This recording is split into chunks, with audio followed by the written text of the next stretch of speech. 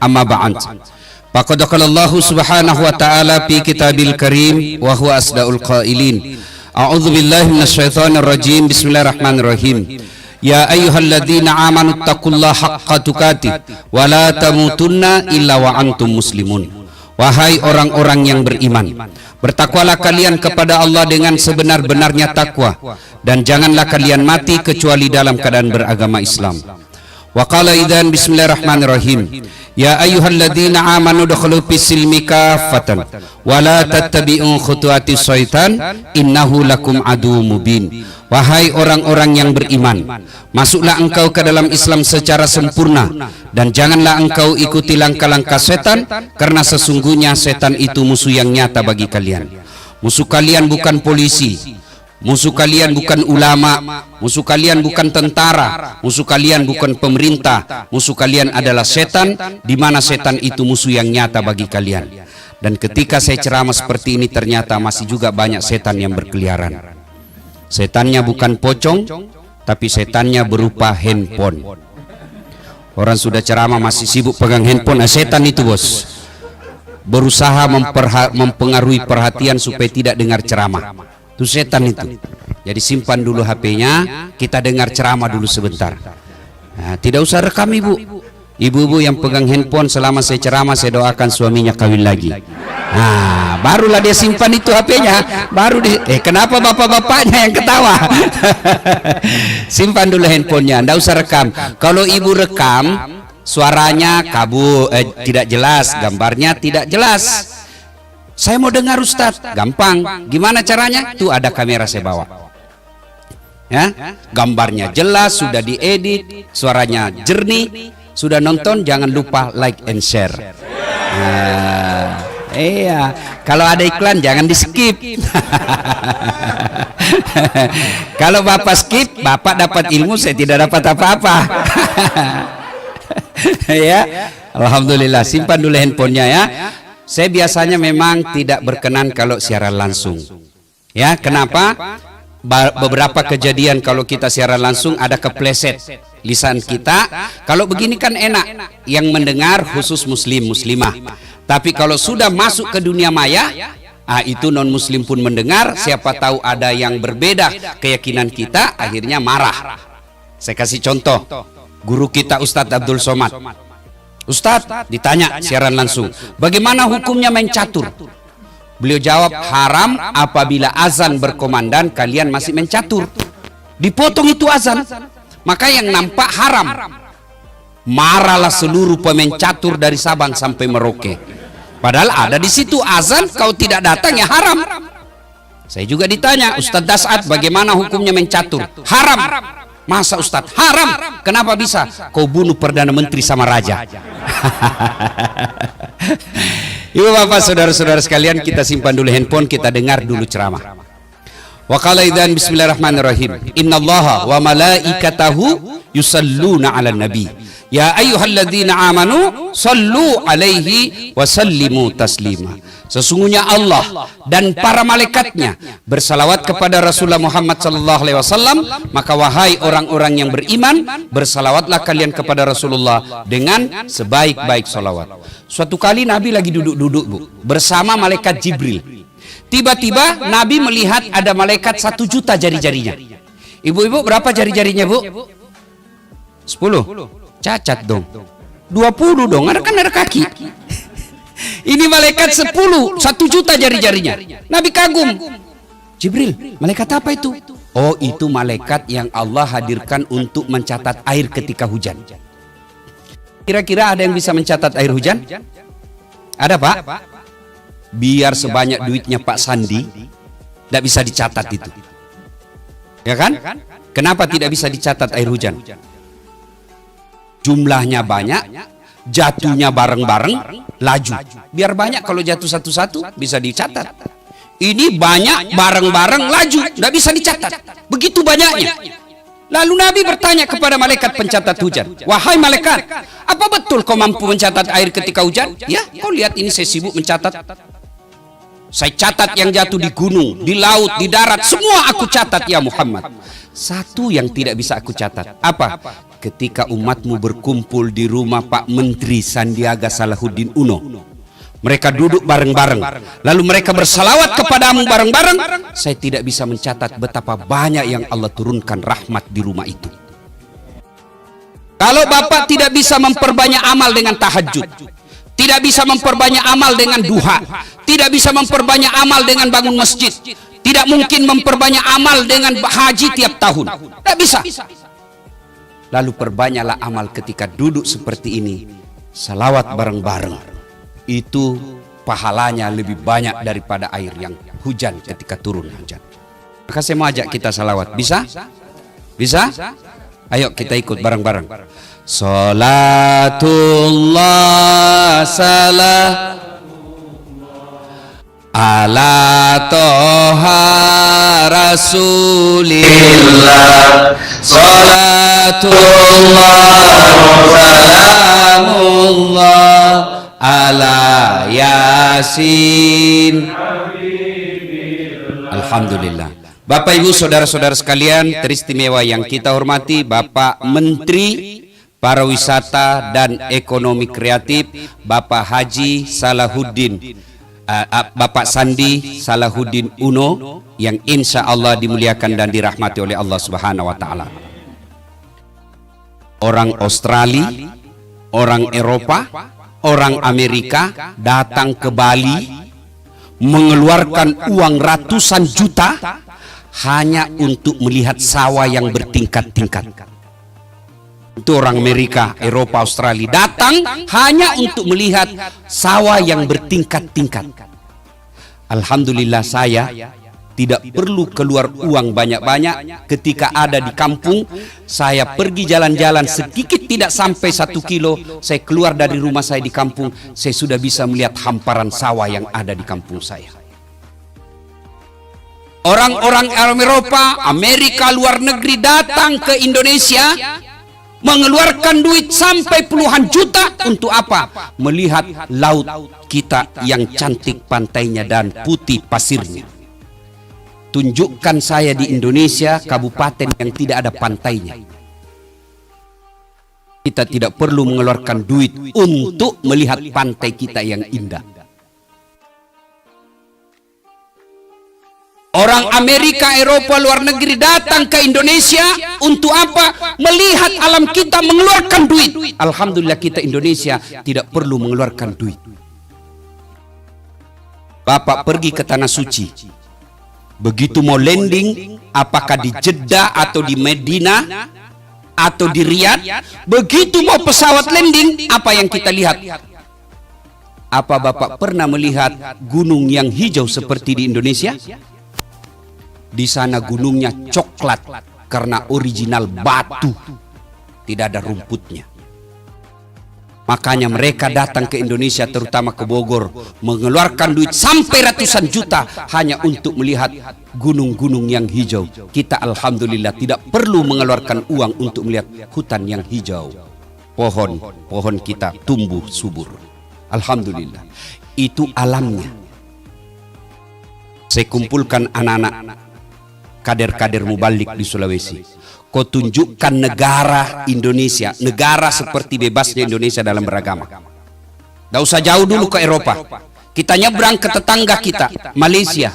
Di sana mau ceramah, tidak gampang orang ceramah, bos. Kau harus punya permit, izin dari pemerintah kerajaan, baru boleh kau ceramah. Sebelum ceramah, sampaikan dulu apa naskah ceramahmu kepada, kalau di sini setingkat Kementerian Agama, diperiksa dulu, baru boleh tampil ceramah. Indonesia, biar anak-anak yang baru belajar agama 1 bulan, sudah bisa ceramah di masjid.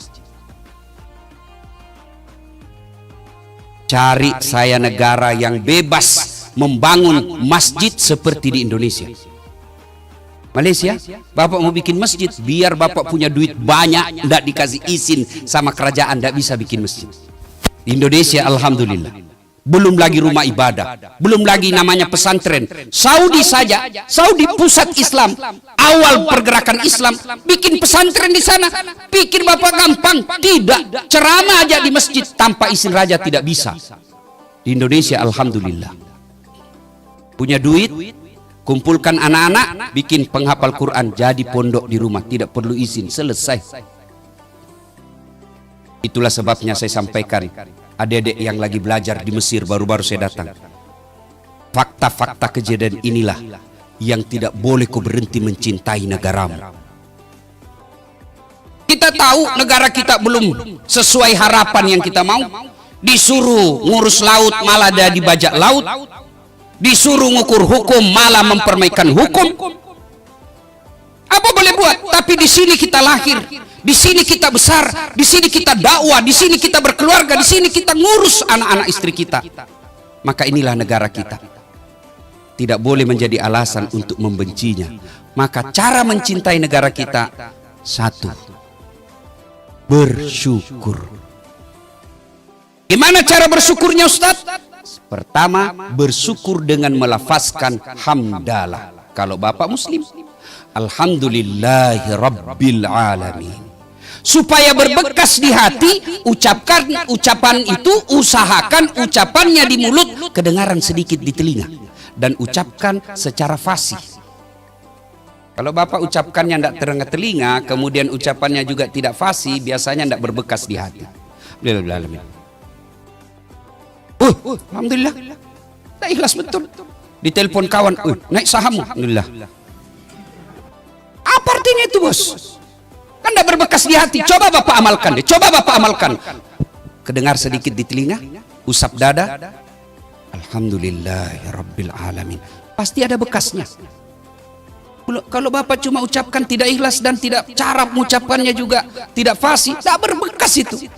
Bapak berzikir 24 jam tapi tidak fasih caranya, tidak bagus pengucapannya, tidak ada bekasnya. Saya biasa heran di masjid, Pak Menteri, sama-sama subhanallah dibaca, sama-sama 33, sama-sama mulainya, saya baru 11 dia sudah sampai. Dia bilang saja sembilan. Kalau sudah gua yang kepala sembilan. Apa artinya itu sunnah? Dullah. Ada dullah di sampingnya, apa kau panggilkan saya? Siapa panggil kau? Itu saya dengar tadi dullah. Ucapkan dengan fasih. Alhamdulillahirabbil alamin. Langkah pertama. Jadi tadi Pak Menteri umumkan, alhamdulillah pergerakan ya naik. Alhamdulillahirabbil alamin. Yang kedua, anjuran agama, sujud syukur. Bagaimana cara sujud syukur? Sama sujudnya ketika sholat, cuma tidak harus ada rukunya, tidak harus ada wudunya, dan tidak harus di tempat ibadah, rumah ibadah. Nggak, di mana saja. Tiba-tiba dengar kabar, alhamdulillah anakmu lulus PNS. Alhamdulillahirabbil alamin. Perhatikan, tempat sujud di kantor samping meja sujud. Apa yang kita ucapkan? Terserah ibu, boleh dengan kreativitasnya masing-masing, boleh dengan kalimat ini, ya Allah, terimalah sujud hamba ini sebagai tanda terima kasih dan syukur hamba kepadamu atas nikmat yang engkau berikan kepadaku. Sujud. Di mana, Ustaz? Samping meja kerja boleh. Di mana boleh? Di teras. Ketika lagi duduk-duduk tiba-tiba bersujud, boleh. Jalan raya, boleh. Yang penting tidak ada lalu lalang mobil. Kalau ada, bos, kau ditabrak mobil, belen-belen namanya itu. Ya, jelas. Sujud syukur. Yang ketiga, caranya seperti yang dijelaskan tadi Pak Menteri, adalah bertafakkur. Apa itu tafakkur? Evaluasi diri. Apa yang dievaluasi? Satu, kalau kita berkaitan dengan tahun, sudah seberapa banyak umur yang kita lakukan Allah berikan ini untuk kebaikan. Bapak-bapak, tahu enggak? Ketika kita di padang mahsyar, padang mahsyar itu kata Nabi, seluruh manusia dikumpul dari Sabang sampai Merauke, dari Adam sampai kiamat. Berapa triliun manusia itu? Bayangkan Pak, berapa triliun manusia dari Adam sampai kiamat, dan kita kumpul satu tempat dan dipanggil satu-satu dan diadili oleh satu Khalik, satu Allah, satu loket. Ini kan baru-baru kita vaksin toh, Gelora Bung Karno, ribuan orang ngantri dari pagi sampai sore, pasti giliran habis vaksin, ulang lagi besok. Padahal kita ngantri dari pagi. Ngantrinya ada musik kita dengar, ngantrinya ada konsumsi, ngantrinya di bawah tenda kadangkala ada AC-nya. Di padang mahsyar jangan pikir ngantrinya ada konsumsi, tergantung amal.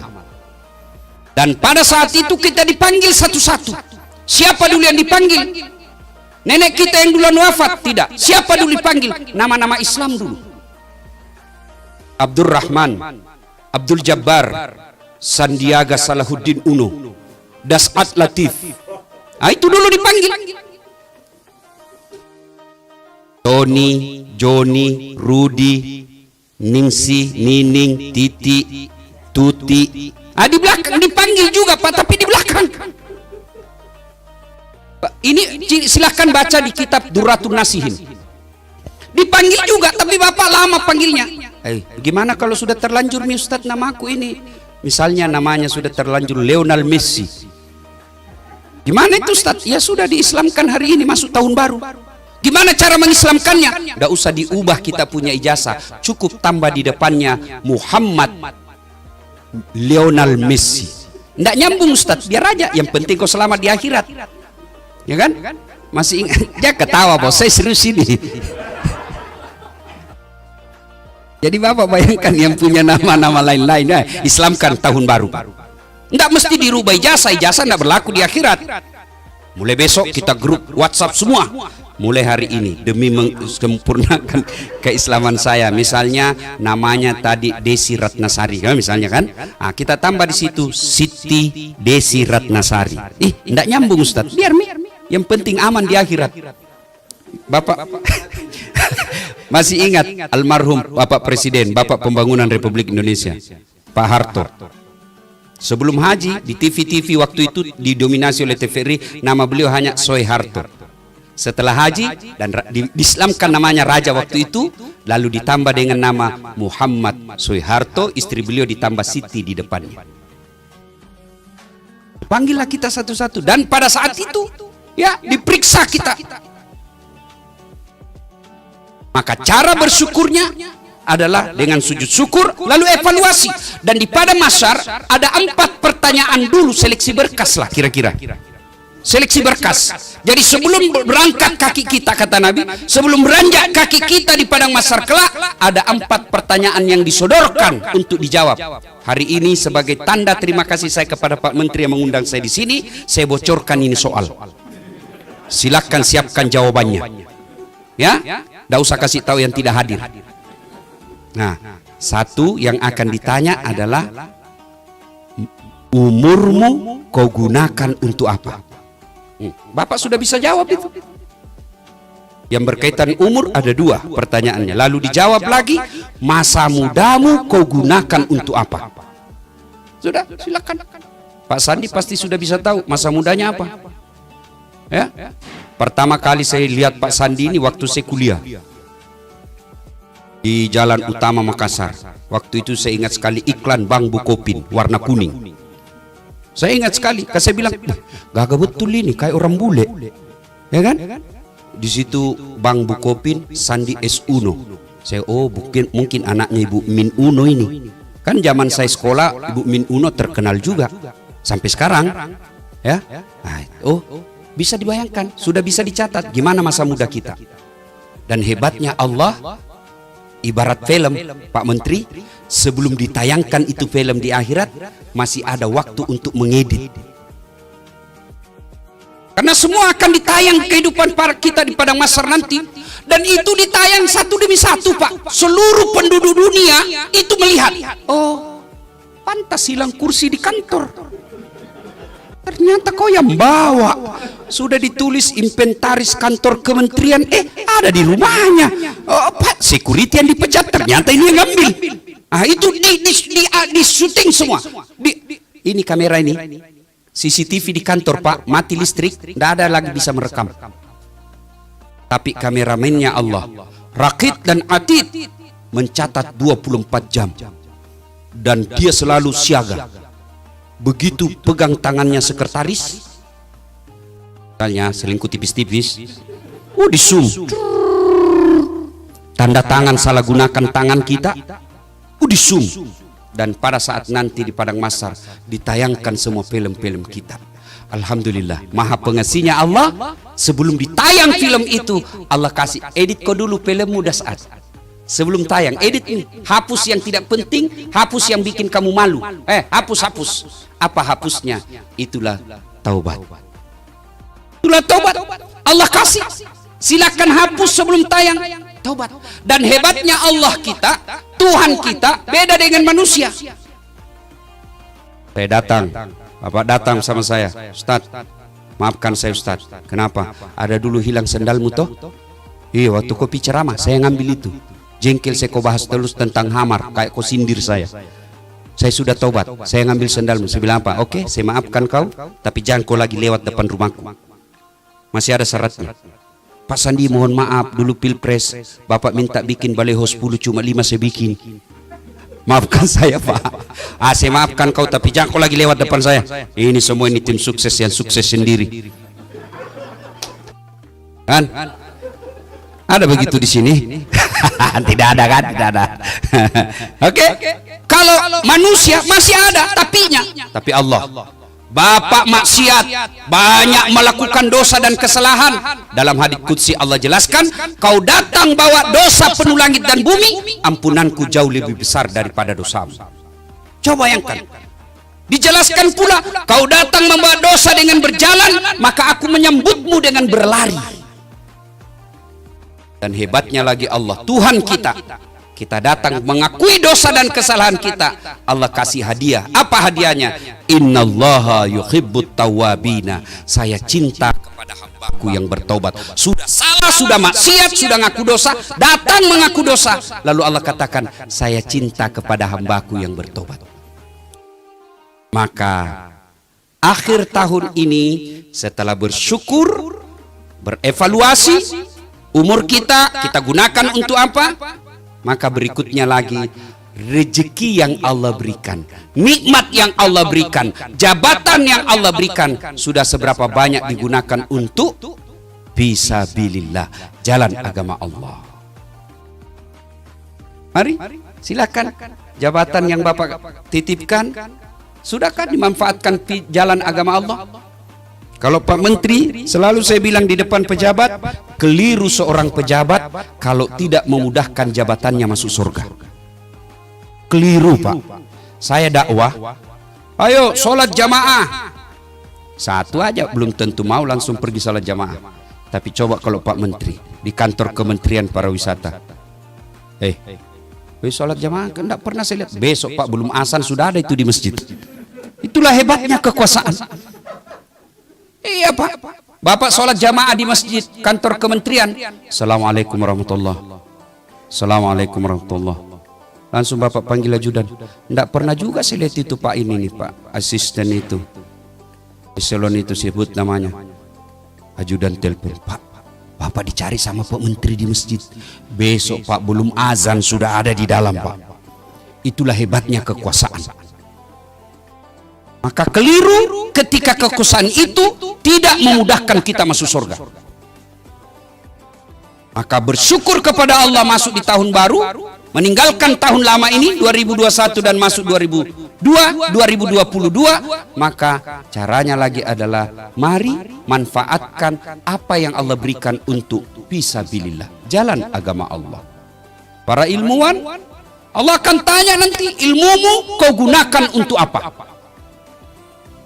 Penceramah, ceramahnya hanya menghasut dan memecah belah umat. Ada juga. Maka akan ditanya. Jabatan, ilmu, harta akan ditanya. Masya Allah. Harta, sebenarnya kita ini Pak, semua enak buat kita. Ya. Tentu Pak Sandi soal harta banyak pertanyaannya Banti dibanding pertanyaannya bagi security. Kan ditanya itu yang empat tadi saya katakan. Nabi jelaskan, hartamu kau dapat dari mana, kau gunakan untuk apa? Itu pertanyaan. Nah, tersangka pertama maju. Nama, inem, pekerjaan, pembantu rumah tangga. Hartamu kau dapat dari mana? Saya kan pembantu, sebenarnya tidak ada cita-cita jadi pembantu, cuma ibu saya sakit di kampung, tidak punya sertifikat, tidak punya jasa kursus, hanya bisa mencuci. Ya saya jadi tukang cuci di kota. Berapa? 3 juta per bulan. Kau belanjakan itu apa? 2 juta saya kirim ke orang tua saya sakit. 1 juta operasional saya selama 1 bulan di kota. Kau sholat? Alhamdulillah, bukan cuma 5 waktu. Sunnah saya lakoni.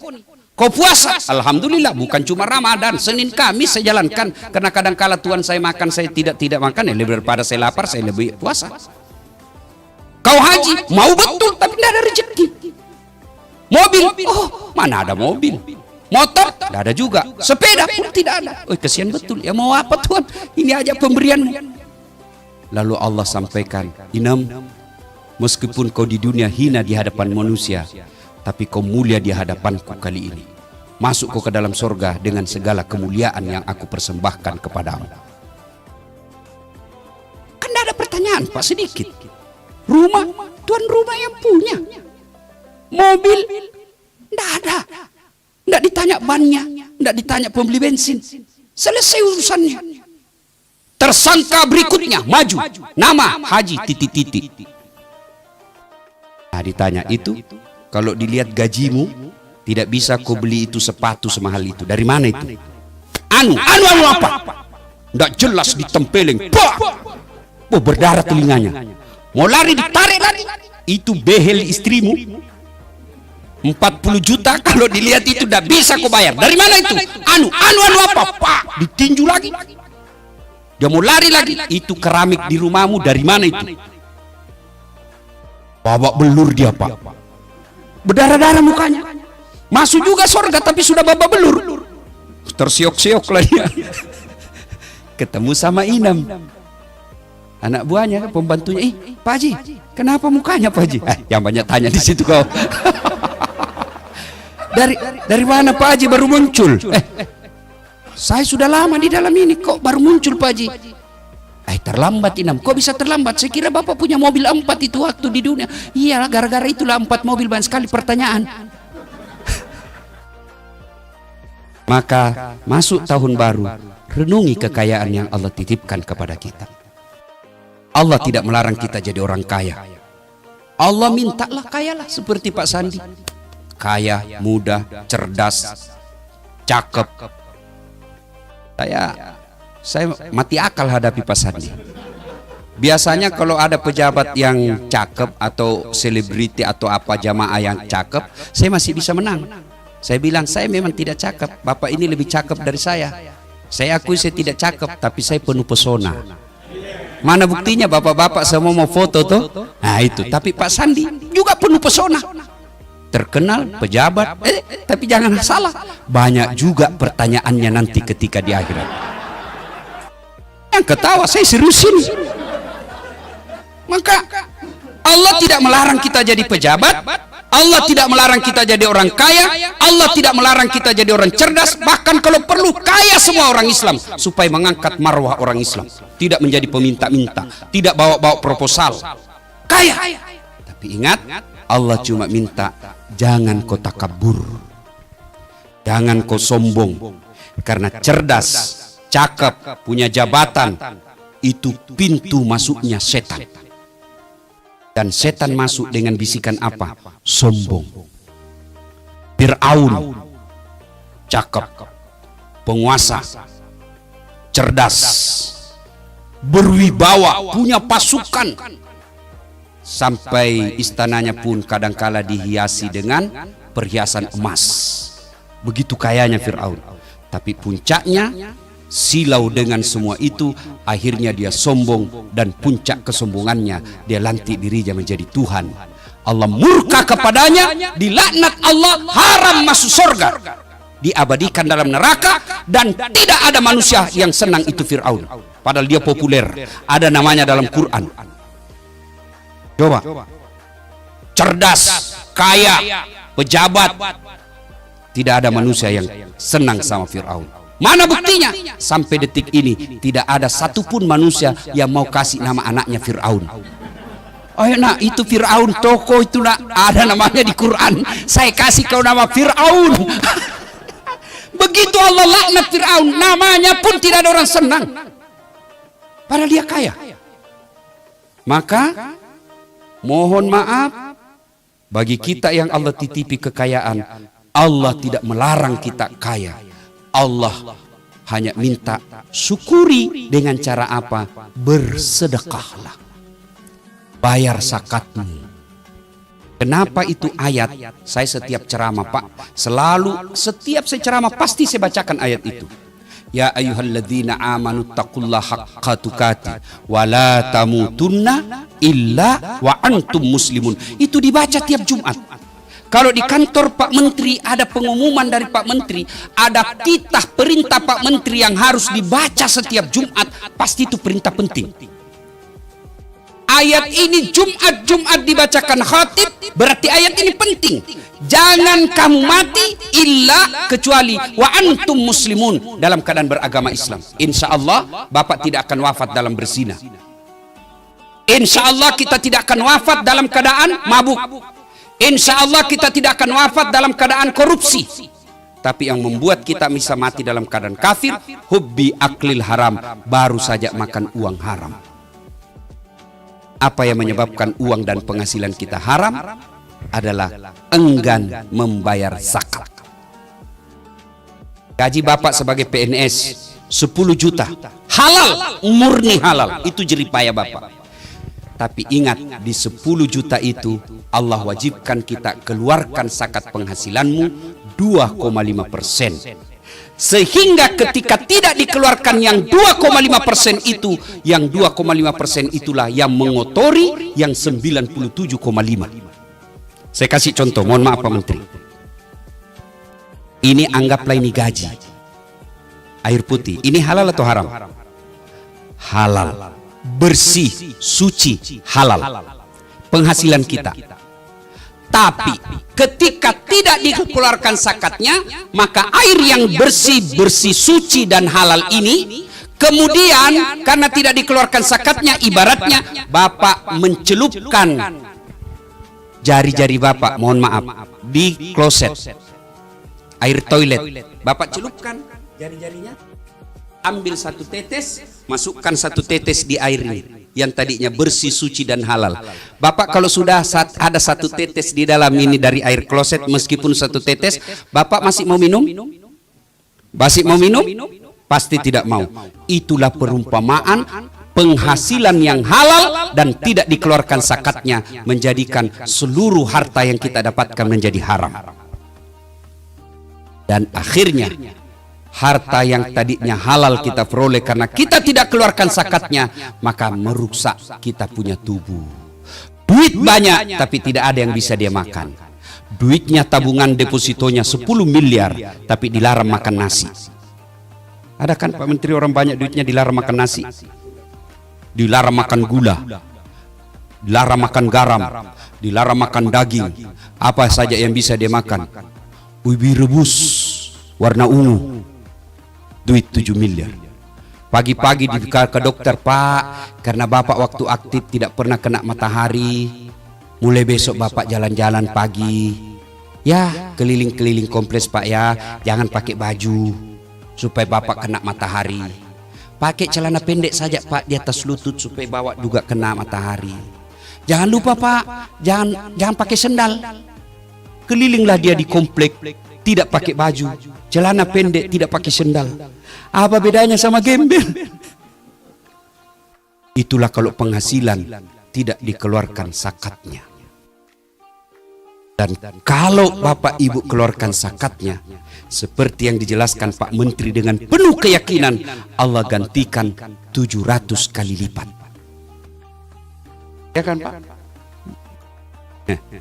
Keluarkan, Allah ganti. Bahasa Qur'annya kan begini, kau belanjakan hartamu di jalan agama Allah ibarat menanam 1 biji.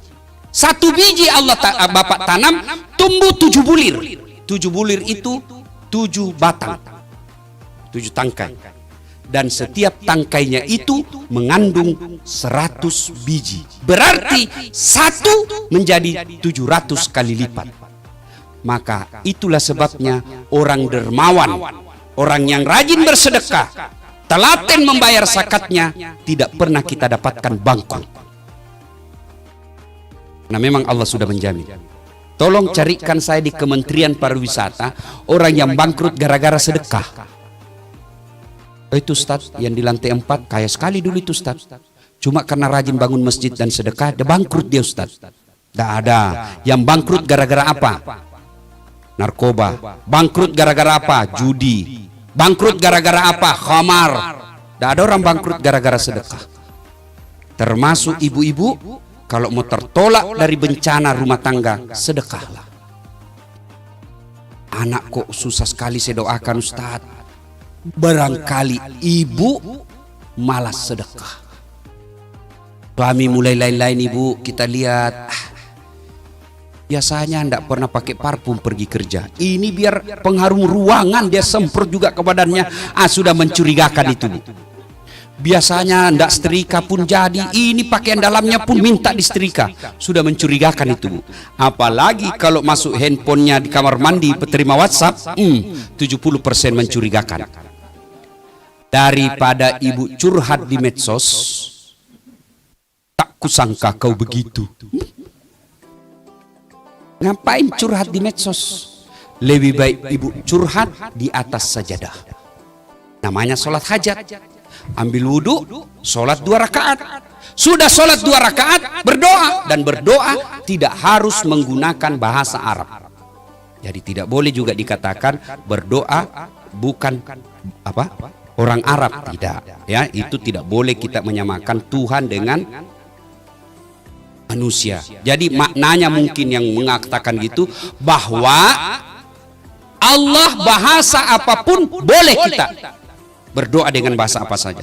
Mau bahasa Padang boleh, bahasa Gorontalo boleh, bahasa Bugis boleh, bahasa isyarat pun boleh.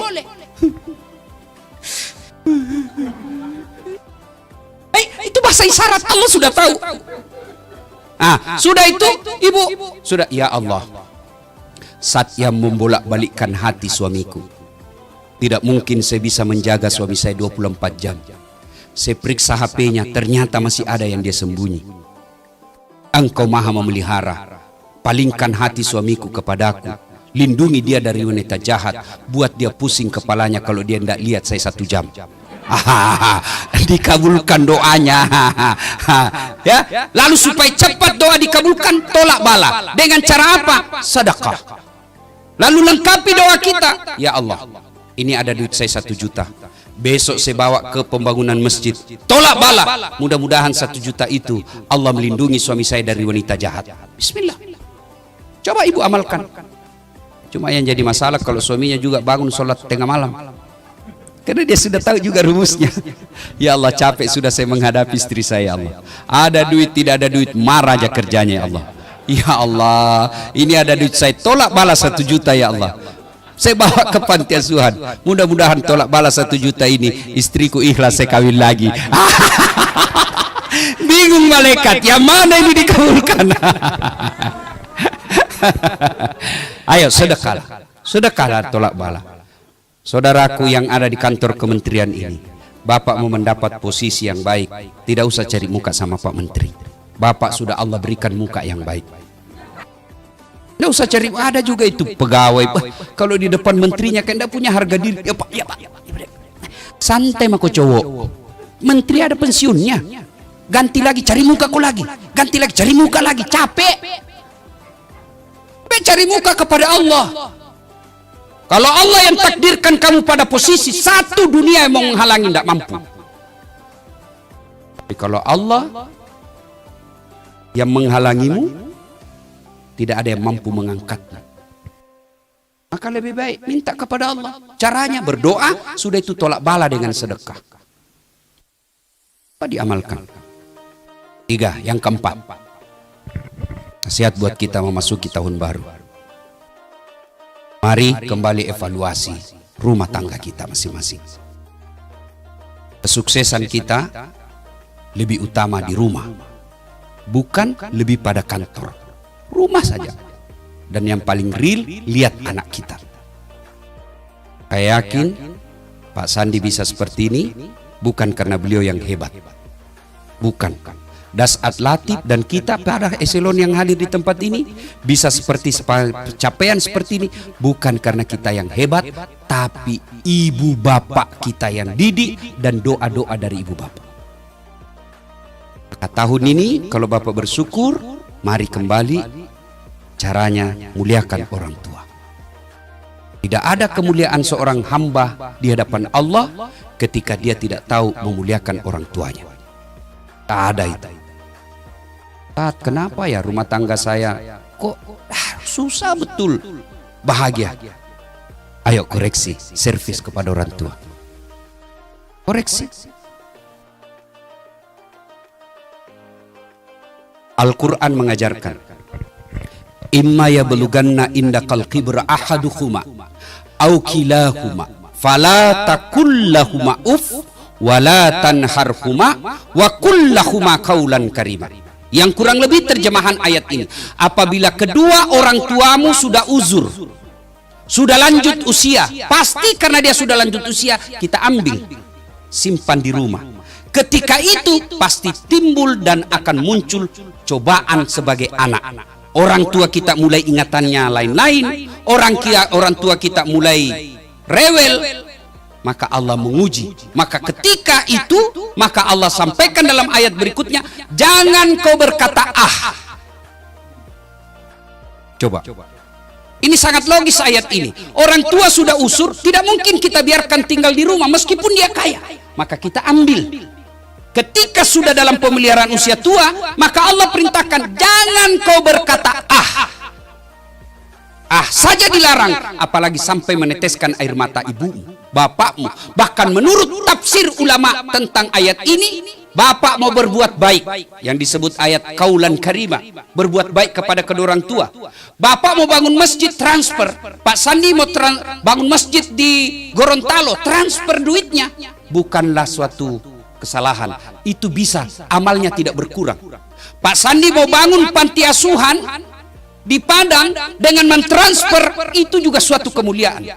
Tapi menurut ayat ini, Pak Sandi mau berbuat baik, Dasat mau berbuat baik kepada orang tuanya, akhlak mulia jangan kau transfer tanganmu dengan tangannya orang tuamu. Itu yang disebut akhlak mulia kepada orang tua.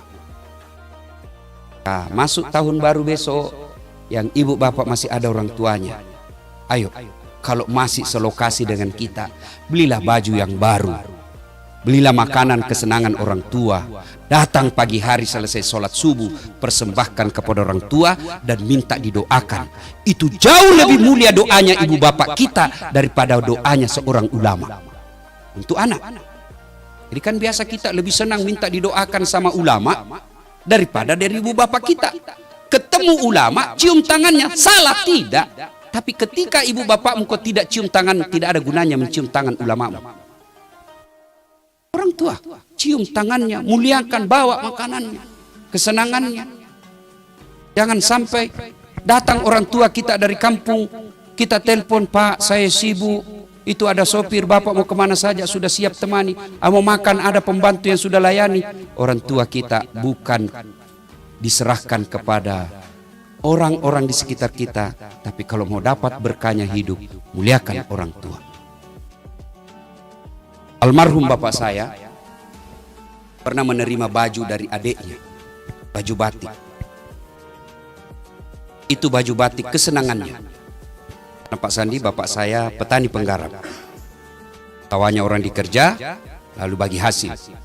Ya, termasuk ekonomi ya lemah lah, kalau tidak dikatakan miskin. Nah, ada baju batiknya itu, karena senang kemana-mana saja dia pakai. Sholat Jumat, pengantin, ke Makassar dia pakai. Akhirnya lapuk dia punya sini, lapuk kerah baju belakangnya. Lalu dia bilang, tolong balik itu. Kan biasa saya pun mungkin Pak Sandi mungkin dapat juga itu. Ketika kita masih sekolah dulu di kampung, kalau sudah lapuk ini ditukar, dibalik jahitannya. Sayangnya beliau wafat sebelum selesai jahitan kerah bajunya dan tidak sempat digunakan. Saudaraku yang masih hidup orang tuanya, kalau Allah beri rezeki tahun 2022, tidak usah investasi banyak-banyak kalau kau lupakan orang tuamu. Datanglah sahabat Nabi yang mengumrohkan orang tuanya dengan cara apa? Dia pikul di pundaknya. Salman Al-Farisi sampai melepuh pundaknya. Kenapa? Karena dia pikul ibunya dari Madinah ke Mekah, hampir 500 km. Lalu datang mengadu kepada Rasul dan bertanya, "Ya Rasulullah, apakah kebaikanku itu yang memikul ibu saya?" Kalau di kampungku namanya didenge. Saya tidak tahu apa bahasa Indonesianya itu, kalau orang tua kita simpan di sini. Gendong ya. Ya. Apakah kebaikan saya itu menggendong orang tuaku umroh sampai melepuh ini sudah seimbang dan mampu membalas kebaikan ibuku kepadaku? Nabi jelaskan, "Alhamdulillah, kau sudah termasuk anak yang soleh, tapi demi Allah, kau belum bisa membalas kebaikan ibumu." Kok bisa begitu? Lalu ditanya, "Waktu kau umrohkan ibumu, apakah ada darah dari tubuhmu yang menetes?" "Tidak ya Rasulullah." "Ketahuilah ketika ibumu melahirkanmu, bukan menetes 1-2 tetes, tapi beberapa darahnya keluar untukmu, dan di dalam tubuhmu ada darahnya ibumu yang mengalir." Maka saudara, kalau setahun-tahun yang berlalu ini hidup kita kok tidak bisa bahagia, cita-cita kok jauh dari harapan, bisa jadi kemungkinannya sangat yakinkan bahwa kita tidak melayani orang tua dengan sebaik-baiknya. Aneh tentunya kita sebagai anak, ketika ada acara-acara hari besar, kita datang kepada pejabat kita lebih dulu ke rumahnya, cari muka. Sementara orang tua, jangankan kita sapa, kita telepon pun kadangkala kita lupa. Ketika pejabat kita menelpon, di saluran lain ibu kita juga menelpon. Biasanya kita terima teleponnya ibu, lalu kita bilang, "Bu, tunggu ya, menelpon saya punya kabar, menelpon saya punya dir." Terbalik saudara, terima teleponnya pejabat kita, atasan kita, "Mohon maaf Pak, 5 menit setelah ini saya telepon balik karena orang tuaku lagi menelpon." Itu akhlak mulia, dan Anda tidak akan dihinakan oleh makhluk manusia ketika engkau memuliakan orang tuamu. Ibu bapak saudara-saudara sekalian, banyak yang ingin kita sampaikan, tapi waktu jualah yang membatasi kita. Dan pada akhirnya tahun baru ini, mari kita songsong dengan penuh keyakinan, dengan penuh optimisme, hilangkan sakwa sangka, hilangkan sangka buruk, karena Allah berfirman, "Ana inda sonni abdi bi." Saya tergantung sangkanya hambaku. Kalau dia sangka 2022 sukses, segala sukses, maka aku berikan kesuksesan seperti yang dia sangkakan. Kalau dia berprasangka buruk, maka aku berikan seperti apa yang dia sangka burukkan. Maka kita orang bule mengatakan optimis dengan positive thinking. Kalau kita umat beragama mengatakan sangka baik kepada Allah dalam kehidupan ini. Semoga Allah memberkati kehidupan kita yang lalu dan yang akan datang. Mari kita tutup ceramah kita ini dengan berdoa kepada Allah Subhanahu wa taala. Kita awali dengan mengirimkan suratul Fatihah kepada Rasulullah Muhammad sallallahu alaihi wasallam. Khasiat dan keutamannya kita ikhlaskan untuk sahibul bait. Ila hadratin Nabi Mustafa Muhammad sallallahu alaihi wasallam, summa hususil sahibul bait. Al-Fatihah. A'udzu billahi minasyaitonir rajim. Bismillahirrahmanirrahim. Alhamdulillahi rabbil alamin. Iyyaka na'budu wa iyyaka nasta'in. A'udzu billahi minasyaitonir rajim. Bismillahirrahmanirrahim. Allahumma salli ala sayidina Muhammad wa ala ali sayidina Muhammad. Allahumma ighfir lil mu'minina wal mu'minat wal muslimina wal muslimat al ahya'i minhum wal amwat innaka sami'un qaribun mujibud da'wat wa kadiyal hajat. Allahumma ighfir lana wa liwalidayna warhamhuma kama rabbayana. Allahumma inna nas'aluka salamatan fid din, salamatan fid dunya wal akhirah, wa afiatan fil jasadi, wa siyadatan fil ilmi, wa barakatan fil rizq, wa taubatan qablal maut, wa rahmatan indal maut, wa maghfiratan ba'dal maut. Allahumma hawwin alaina fi sakaratil maut, wa najata minan nari wal afwa indal hisab. Ya Allah, Zat yang Maha membalas, balaslah segala kebaikan orang-orang yang telah mewakafkan waktu, harta dan ilmunya untuk acara ini. Angkat harkat dan martabatnya, wujudkan cita-citanya, bahagiakan keluarganya, dan jika kelak menghadap kepadamu, hadapkan dalam iman dan Islam. Ya Allah, ya Rabbi, ya Karim, di kantor Kementerian Pariwisata ini ya, kami mencari nafkah dan memperbaiki karir kami. Jadikan segala pekerjaan kami berkah, jadikan segala penghasilan kami berkah, lalu jadikan kami pandai bersyukur kepada segala nikmat-Mu ya Allah. Ya Allah, ya Rabbi, ya Karim, Zat yang beri hidayah dan pertolongan, Tolong dan berikan hidayah kepada kami ya Allah. Perbaiki akhlak kami ya Allah. Perbaiki lisan kami ya Allah. Perbaiki segala penghasilan kami ya Allah. Engkau yang maha memperbaiki, maka perbaikilah segala keburukan-keburukan yang telah kami lakukan. Rabbana innana sami'na munada yunadi lil iman an amanu birahmatika ya arhamar rahimin. Rabbana atina fid dunya hasanah wa fil akhirati hasanah wa qina adzabannar. Subhana rabbika rabbil izzati amma yasifun wa salamun alal mursalin walhamdulillah.